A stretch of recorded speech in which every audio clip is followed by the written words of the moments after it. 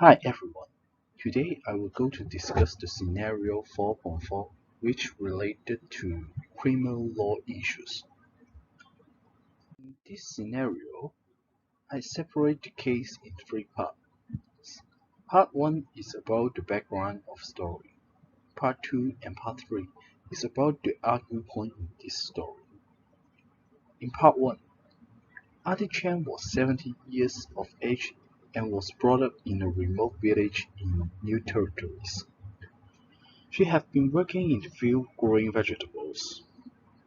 In part 2, there was recent rumor that the type of vegetables grown by her was contaminated by poisonous chemicals. She could not manage to sell her vegetables, but she had just discovered that in her neighboring fields there is a large number of wild mushrooms. She told her neighbor Wong that she would need to go inside Wong's field in order to help out in maintaining his garden. Wong gave his permission and Auntie Chan made use of the opportunity to pick all the mushrooms. Final part. 2 days after, all the mushrooms became rotten, so Auntie Chan did not sell them. With no saving and income, she was not able to buy any food and was starving. She decided to go into a bakery shop to get a loaf of bread without paying. Now, under criminal law, we have 3 points of interest in this scenario. Number 1. How to define thief. Number 2. Did Auntie Chan get the permissions from neighbor Wong that keeping his wild mushroom? And number 3. Did Auntie Chan commit a crime when she decided to steal a loaf of bread? To answer the first question, according to Cap 210 Fifth Ordinance, theft is constructed by 5 elements. The basic definition of theft is dishonorably appropriate property belongs to others with the intention of permanently depriving the others of it. Also, in criminal law, we will see that they have access rights and mens rea. Access right means the action of appropriate property belongs to others, and mens rea means disowningly and have an intention permanently to deprave. Furthermore, in the scenario of Auntie Chen, burglary may more fit in the discussion.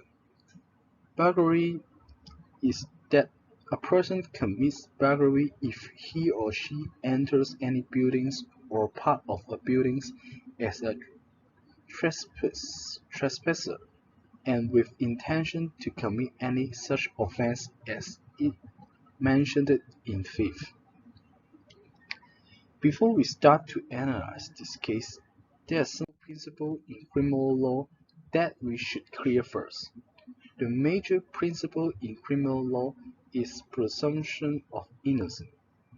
According to the Basic Law Act 87, anyone who is lawfully arrested shall have the right to a fair trial by the judicial organ without delay and shall be pursued innocent until convicted by the judicial organ, which means that if we don't justify justice organs, we presume having to commit crimes. Also, the proof of evidence are the key factors to determine your judgment in crime. Then, the legal procedures is protecting everyone to have a fair judgment. First step is the investigation and evidence gathering by enforcement body. Secondly, the enforcement body will take action like arrest, detention or offering bail to suspect. At last, enforcement body will decide to prosecute to the defendants. After that, we should go back to analysis of anti-chain cases. There are two parts related to Fifth Orderly, which is she keeping the wild mushroom from Neighbor Wang's garden, and she decided to steal a loaf of bread in bakery shop. First, in the mushroom case, she had the actual race since she was entering into Neighbor Wang's field, and keeping the wild mushroom which belongs to Wang's garden. Besides, she had the intention to keep and to sell this wild mushroom for her own interests. Thus, in this case, she may be commit burglary in this part. On the other hand, in the bread case, although she had the intention to steal a loaf of bread to eat, she still not take actions to steal a bread yet. Therefore, she wasn't commit a crime in this part. Meanwhile, there are some references for us to consider with the mushroom case. The criminal case number 82628 of 2015. In 20th day of May in 2015, two men entered as trespassers, part of a building known as Room C, third floor, Kaivo Mansions, number 168 Hollywood Road, and with intention to steal therein. However, under the verdict from judge, he mentioned that the back garden in question was part of Room C, but the garden was not a building within the meanings of the ordinance, less so part of a buildings. Thus, the judge was find both defendants not guilty, and the charge is dismissed.